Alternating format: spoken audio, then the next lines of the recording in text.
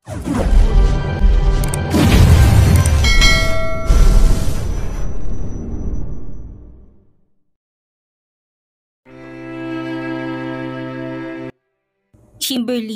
maaari ka bang makausap? Tungkol saan? Kung sa pag-alis ko, inuulit ko na walang makakapagpabago noon. Pabayaan mo na lang ako sa gusto kong gawin. Huminga muna siya ng malalim. Tila may bara ang kanyang lalamunan. Pinigil niya ang damdamin. Kimberly, alam ko ng katotohanan. Anong katotohanan? Bakas ang pangamba sa maputla, ngunit magandang mukha ng asawa. Ikaw ang babaeng matagal ko nang hinahanap. Bakit hindi mo sinabi kaagad nung una tayong makita? Natatandaan mo ba ako? Ang lalaki nagbayad sa'yo ng ₱250,000 noong bachelor's party ni Fabian. Puno ng sayang kanyang puso. Nanlaki ang mga mata ni Kimberly. Oo, natatandaan kita. Pero kinahihiya kong gabing iyon at isa pa'y binoon ko na sa limot ang nangyari. Kaya walang dahilan para magpakilala ko sa'yo. Kung gusto mong makuha ang wallet mo, itinabi ko, ipapadala ko sa kapatid ko. Kimberly, wala akong pakialam sa wallet. Ang sinasabi ko ay para akong baliw. Sa kakahanap sa taong kasama ko lang naman pala. Simula ng umagang umalis kay pinahanap na kita. Hindi ako tumigil. Bakit mo ako pinapahanap? Dahil mahal kita. Mula nang una kitang makilala, para akong baliw. Na binabalikan ng alaala na kasama ka para mabuhay. At muli kitang minahal ng maging asawa kita. 2 beses mo nang binibihag ang puso ko, Kimberly. Pag mo kong iiwan, kami ng anak mo. Inaplos niya ang pisngi nito, nagsusumamong kanyang mga mata. Tanging iling ang sagot ni Kimberly. Nagmamadali itong matras palayo sa kanya. Gusto kong makaraos sa panganganak ng maayos. Huwag mo nang dagdagan pang iniisip ko. Tumango siya. Oo, nauunawaan ko. Pasensya ka na. Sobrang saya ko kaya hindi ko mapigilang hindi sabihin sa yung natuklasan ko kanina. Nakatadhana tayong dalawa para sa isa't isa. Hindi niya mabasang damdamin ng asawa. Tahimik itong pumasok sa loob ng kwarto. Hindi siya mapakali. Uminom siya ng alak upang pansamantalang makalimot at mapadali ang kanyang pagtulog. Ngunit hindi siya dalawin na antok. Maingat siyang pumasok sa kwarto ni Kimberly. Sumalampak siya sa sahig. Pinagmasdan niyang natutulog na asawa, naginit ang kanyang mga mata. At tuluyang tumulo ang mga luha. Hindi na niya namalayan kung ilang oras siyang nakatitig lamang sa babae. Hindi niya matatanggap kung mawawala to. Tumayo siya, tahimik na lumabas. Kinuha niya ang laptop at nag-research tungkol sa sakit ni Kimberly. Inutusan niya si Anthony upang kumuha ng impormasyon sa Xavier Hospital. Ayaw magbigay ng impormasyon tungkol kay Kimberly dahil sa confidentiality. Hindi naman siya maaring magpunta ng personal at baka malaman ng asawa na alam na niya. Kinailangan nilang i-hack ang system ng hospital upang makuha ang record na kailangan. Pinadala ni Kevin sa kanya ang detalye.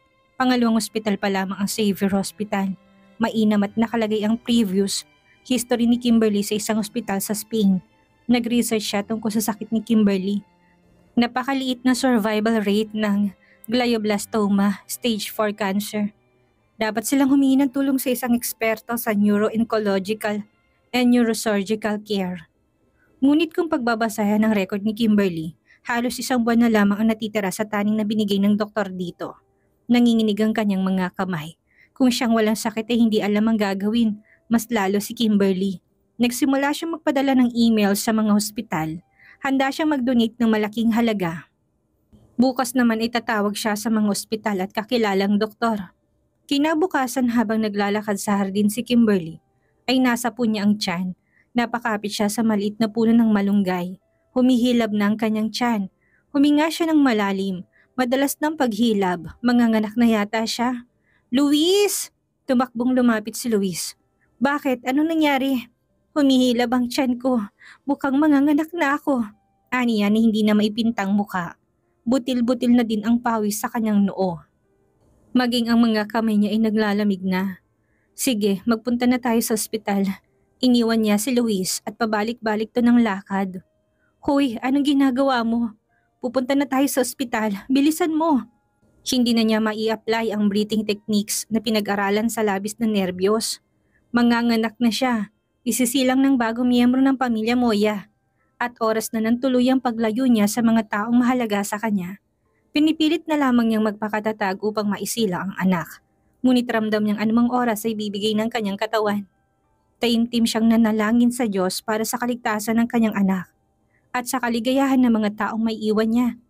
Malapit na ang taning na ibinigay ng doktor kay Kimberly at ayaw niyang iwan ng mga taong mahal niya. Gusto pa niyang mabuhay at makasama mga to ng matagal. Ngunit paano? Matagal nang gumuho ang kanyang mundo nang sabihin ng doktor ang kanyang sakit. Mandadamay pa ba siya ng iba? Humihilab ang kanyang tiyan kasabay ng matinding pagkirot ng kanyang ulo.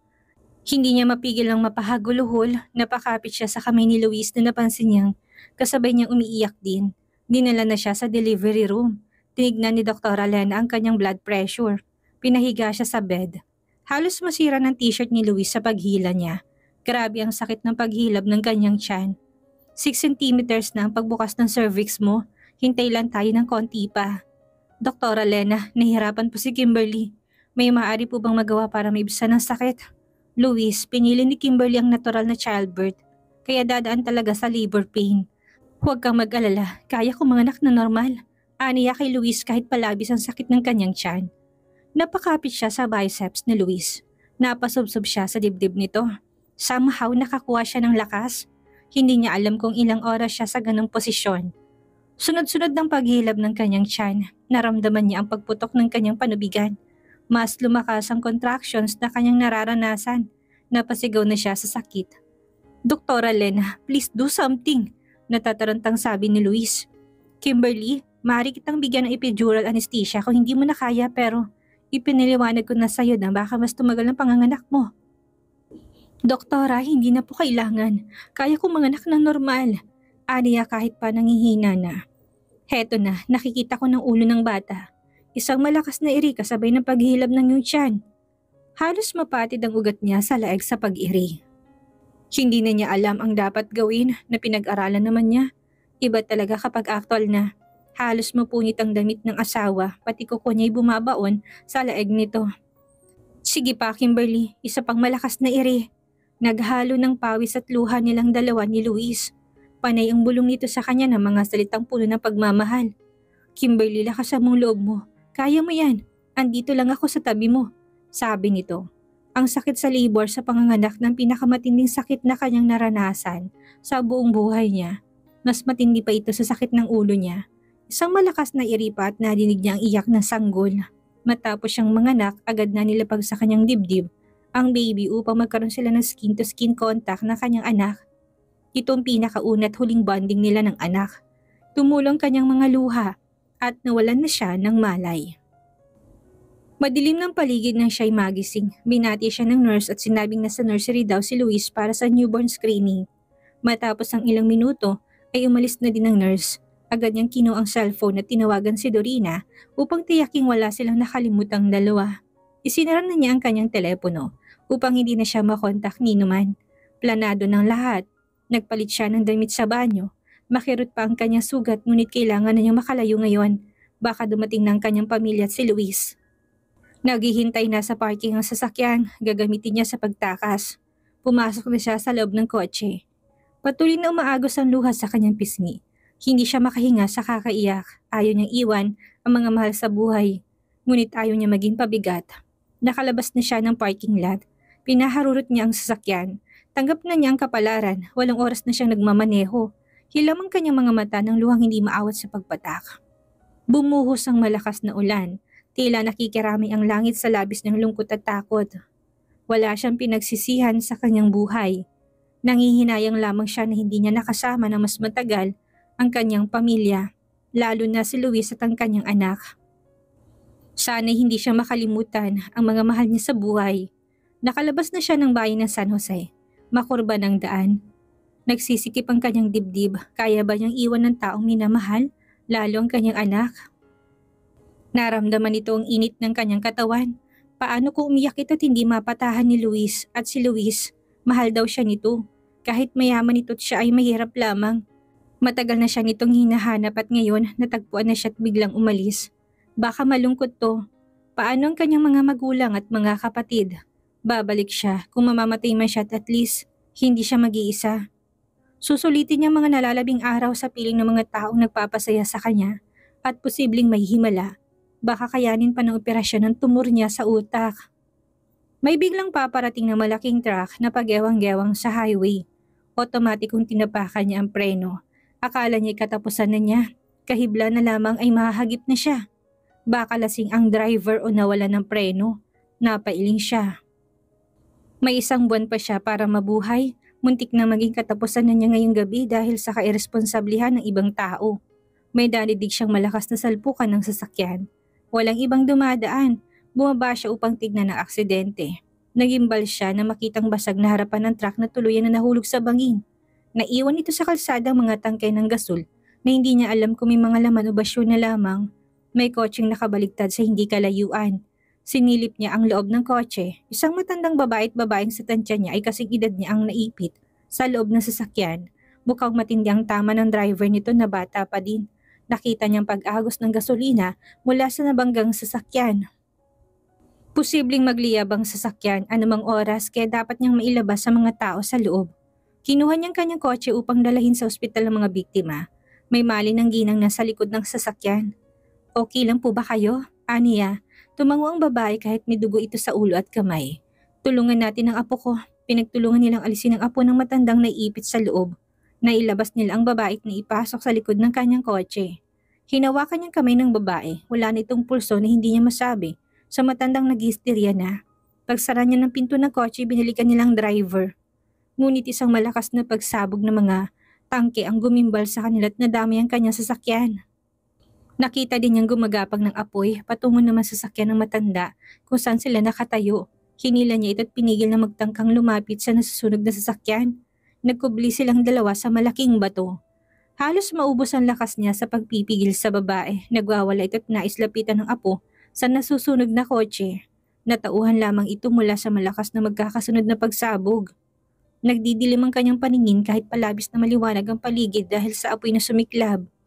Naramdaman niyang katawang bumagsak sa lupa at tumamang kanyang ulo sa matigas na bagay. Kinabukasan ay sa ospital na siya nagising. Nasapo niyang ulo, may bandage to. Agad siyang inasikaso ng nurse. Dinalaw siya ng matanda upang magpasalamat. Kamusta na po kayo? Dapat po kayo magpahinga, bungad niya.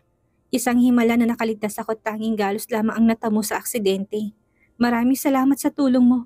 Kung hindi dahil sa'yo'y patay na rin ako. Iniwan na ako ng apo ko. Mahal na mahal kong apo ko. Matagal kami nagkalayo pagkatapos ganito pang mangyayari. Humikbi ito. Nakaramdam siya ng awa para dito. Condolences po. Mahabang katahimikan ang namagitan. Hinayaan lamang niya umiyak ito. Hindi niya alam kung anong dapat sabihin. Pasensya ka na't sa'yo pa ako umiiyak ngayon. Maraming salamat ulit sa pagliligtas mo sa akin. Hindi pa po ninyo oras. Kailangan pa po kayo sa mundo. Aniya napilit bumabangon. Anong pangalan mo, iha? Kimberly po. Kimberly Moya. Kimberly, magandang pangalan. Tumamang ulo mo sa bato at ayon sa CT scan may sakit ka. Alam mo bang tungkol dito? Alanganin tanong na matanda. Tama po kayo, may tumor po ako sa utak. May 1 buwan na lamang po akong nalalabi sa akin. Inilihim ko po sa pamilya kong aking sakit at binala kong lumayo dahil ayaw ko maging pabigat sa kanila. Marunong akong tumanaw ng utang na loob. May kakilala kong maaring makatulong sa'yo. Nasa Pilipinas ang apo kong neurosurgeon. Gusto mo bang sumailalim sa isang operasyon? Sagot kong lahat. Talaga po, tutulungan niyo po ako. Hindi makapaniwala si Kimberly sa nadinig. Isang anghel sa paningin niya ang matandang babaeng nakaupo sa wheelchair. Oo naman, magaling apo ko na isang neurologist. Nag-aral siya sa ibang bansa. Kaso flight na niya 2 araw mula ngayon. Kung gusto mo magpa-schedule ka na ng surgery, may alam akong ospital na kagaya na nasa ibang bansa na may mga makabagong kagamitan. Ipinadala kong larawan ng CT scan mo at kailangan mo na nga daw na agarang operasyon. Tumango siya. Sige po, handa po kong sumiilalim sa operasyon. Makikiusap po ako na huwag na nating paalam sa pamilya ko. Kapag tagumpay ang operasyon ay makakabalik ako sa kanila. Kapag hindi naman ay pakikontak pong kaibigan ko si Dorina. Alam na po niya ang gagawin. Ayoko pong lubos na umasa ngunit susubukan ko. Pinilit niyang tumayo at may inabot na maliit na notebook na sa kanyang bulsa sa matanda. Kung ano man po ang mangyari sa akin ay nakasulat pong impormasyon tungkol sa akin at numero na maaari niyong tawagan. Naunawaan ko. Ako na munang tatay yung kamag-anak mo. Huwag kang mag-alala, sisiguraduhin kong kaligtasan mo para makabalik ka sa iyong pamilya at makasama mo sila. I guess everything happens for a reason. Maraming salamat po. Ano pong pangalan niyo? Lola Luz na lang ang itawag mo sa akin. Mag-uutos ako ng tao upang ayusin ang operasyon mo.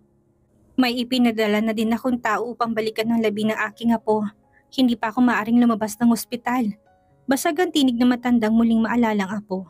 Hinahanap ni Lois si Kimberly. Iniwan lang niya ito saglit sa kwarto para sa newborn screening. Kakapanganak pa lamang ng asawa. Ngunit hindi niya ito makita sa buong ospital. Tinignan nila ni Anthony ang CCTV. Nakita ngang lumabas ng ospital si Kimberly. Hinanap nilang sasakyang ginamit nito na nahagip ng kamera ang plate number. Agad silang nagpadala ng tao upang tulungan silang maghanap.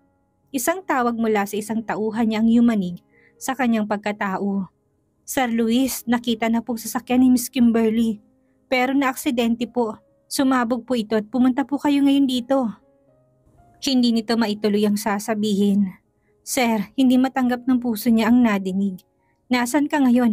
Nagmamadali siyang nagpunta sa pinangyarihan ng aksidente. May pagsabog pa siyang naabutan. Agad siyang tumakbo palapit. Kimberly! Pinigil siya ng mga pulis na lumapit. Sir, delikado po. May mga tangki pa pong hindi naaalis na posibleng sumabog. Malakas niyang tinulak ang mga pulis. Umuusok pang sasakyan na halos hindi na makilala. Kulay itim na ito. Binuksan niyang bintuan ng kotse na naglaglag ng kanyang hawakan. May korteng tao na natupok sa likod ng sasakyan. Halos sabon na ito dala ng matinding pagsabog. Nagunaw ang mundo niya sa kahindik-hindik na sinapit ni Kimberly. Napasigaw siya sa labis na sakit. Kimberly! Panaghoy ng puso niyang nagdadalamhati. Ito ang dahilan kung bakit ayaw niya magmahal, ang labis na masaktan. Paano sila mabubuhay na mag-ama? Madami pa siyang pangarap para sa bubuuhing pamilya. Yayain pa niya magpakasal si Kimberly sa lahat ng simbahan pagkatapos nitong maoperahan. Madami pa siyang plano. Bibili siya ng bagong bahay na may palaruan para sa lahat ng magiging anak nila. Ngunit nalusaw na ding lahat ng mga ito sa pagkawala ni Kimberly. Pakiramdam niya'y kasama siya nitong namatay. Halos hindi siya makahinga sa paninikip ng dibdib. Napaluhod siya sa gilid ng sasakyan. Para siyang pinagsakloban ng langit at lupa. Kasama niya nagluksa ang buong pamilya at malalapit na kaibigan ni Kimberly. Durog na durog ang puso nilang lahat matapos lumabas sa crematorium. Kinausap siya ni Dorina at sinunod niya lahat ng huling habilin ni Kimberly. Napaagang kamatayan nito. Hindi nila alam kung paano muling magsisimula. Napakabuting tao ni Kimberly. Sisiguraduhin niyang kikilalanin ito ng ina ng kanyang anak. Detalyadong mga habilin ni Kimberly para sa pamilya nitong naiwan. Aalagaan niya ang pamilya ng asawa at hindi niya pababayaan. Lahat igagawin niya sa isinulat ni Kimberly. Sisiguraduhin niyang magiging masaya ito sa kabilang buhay. May iniwan itong videos para sa kanyang anak na ipapanood sa bata kada buwan upang makilala ito ng anak kahit wala na. Hindi pa siya handang panoorin ang mga videos na iniwan nito. Kimberly will always be remembered. Mananatili itong may puwang sa kanyang puso. Paano ba niya harapin ang bawat araw na darating? Walang na-recover na kahit anong gamit sa natupok na sasakyan. Ang labi ni Kimberly hindi na makukuhanan ng DNA sample na kahit ang ngipin ay buto nito ay hindi na magagamit. Sa labis na pagkasunog, nakita sa traffic cameras ang sasakyan ni Kimberly mula na umalis sa ospital hanggang makalabas ng San Jose. Lucilla looked in the dark, gloomy sky as the airplane flew on its way to the Philippines. The clouds drifted into nothingness just like her right now. Wala pa rin siyang naaalala makalipas ang 1 taon mula nang maaksidente. Kahit ang pangalan niyang Lucilla Montejo ay hindi pamilyar sa kanya. Ang tanging pinangahawakan niya ang diary sa kanyang tablet. Ang sabi ni Lola Luz ay namatay ang kanyang nobyo sa aksidenteng kinasangkutan nilang tatlo na dahilan ng pagkawala ng kanyang memorya. 1 buwan siyang na-comatose at kung hindi dahil sa kanyang lola, hindi na siya magigising. Matapos ang operasyon sa Pilipinas ay inulit ang surgery sa ibang bansa. Muli siyang sumailalim sa radiocraniotomy. Naglalakad siya palabas ng airport, may susundo daw sa kanya. Ngunit bakit wala siyang makitang uniformadong security ng lola? Sobrang daming tao sa airport kaya nagpasya siyang tawagan ng kanyang Lola Luz. Ngunit hindi ito sumasagot. Mama? Mama? Mama? Mama? Napalingon siya sa pinanggalingan ng boses na isang bata. Isang napaka-cute na batang lalaki nakatitig sa kanya, tinatawag siyang mama.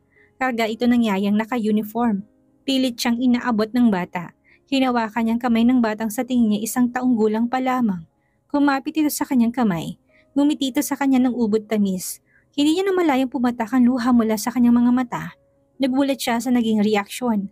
Bakit siya umiiyak sa simpleng interaksyon nila ng bata? Gusto niya itong yakapin na mahigpit at hagkan. Abalang yaya sa kausap sa kabilang linya at naglakad itong palayo sa kanya. Parang may kung anong damdaming bumabangon sa kanya. Kusang lumakad ang kanyang mga paa upang sumunod sa batang hindi pa din bumibitaw sa kanyang mga kamay. Patuloy ang pag-agos ng luha sa kanyang pisngi. "Sir Luis, nasan po kayo?" Nadinig niyang sabi ng yaya. Luminga ito sa paligid. Kumaway ang babae sa lalaking naka-shades at may dalang malaking malata. May kasama itong magandang babae na malamang ay asawa nito. Umatras siya palayo. Hinabol siya ng bata. Umiyak ito ng malakas. Bakit nadurog ang puso niya nang madinig ang palahaw ng bata? Malamang ay epekto ng operasyon niya kaya masyado siyang naging sensitibo. Nararamdaman niyang may mga matang nakatingin sa kanya. Nakaramdam siya ng kaba. Mabilis ang hakbang niya palayo. Lalo nang mapansin niyang tumatakbo ang lalaki tila hinahabol siya. Napagkamalan pa yata siyang kidnapper ng ama ng bata. Humalo siya sa karamihan ng mga tao at nagkubli upang hindi siya maabutan ng lalaki.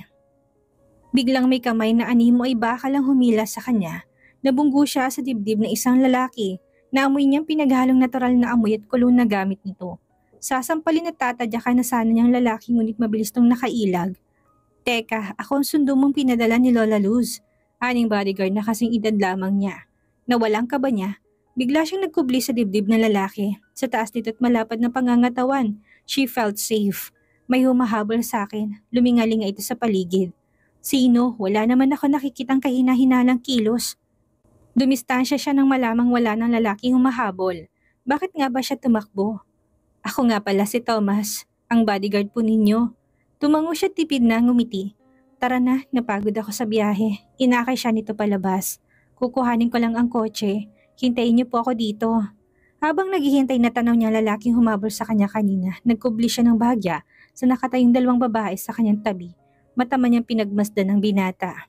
Breathtakingly handsome. Matangkad dito at matipuno ang pangangatawan. Pinagbuksan nito ng car door. Ang anak na karga ng yaya at ang babaeng kasama nito. Maswerte ang asawa nito. At bakit naman siya nakaramdam ng panibugho? Pinilig niyang ulo, inalis ng gwapong binatang shades at nagtamang kanilang paningin. Bakit tila pamilyar ang mga mata nito? Ano kayang nangyari sa naging operasyon ni Kimberly? At sino ang babaeng nagngangalang Lucila Montejo? Yan ang ating aalamin sa susunod nating kabanata.